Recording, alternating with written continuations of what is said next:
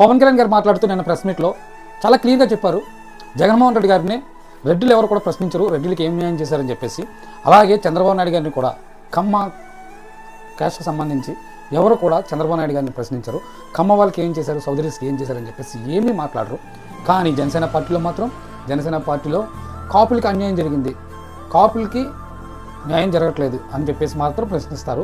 అలాగే మిగతా పార్టీలో కూడా కాపులే ప్రెస్ మీట్ పెడతారు. ఎందుకంటే ఇక్కడ క్యాస్ట్ ఫీలింగ్ తీయొద్దు, మీరు ఏం మాట్లాడినా సరే. నేను ఒకటే చెప్తున్నాను, లాస్ట్ టైం రాజమండ్రి వెళ్ళినప్పుడు, రాజమండ్రి ఇప్పుడు వెళ్ళినా సరే జేడీ లక్ష్మీనారాయణ గారిని పార్టీలో జాయిన్ చేసుకోండి అని చెప్పేసి అన్నారు.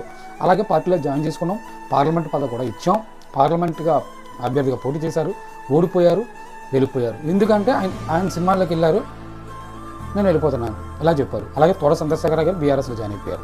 ఇది ఎవరు ఏమనుకున్నా సరే, ఇది నేను క్లారిటీగా చెప్తున్నాను, ఇది కాపులకు సంబంధించిన పార్టీ కాదు, ఇది జనసేన పార్టీ, జనాల పార్టీ. ఎవరేమనుకున్నా సరే మనోహర్ గారు నాతోటే ఉంటారు, నేను ఆయన సలహాలు తీసుకుంటానని చెప్పేసి చాలా క్లారిటీగా చెప్పారు.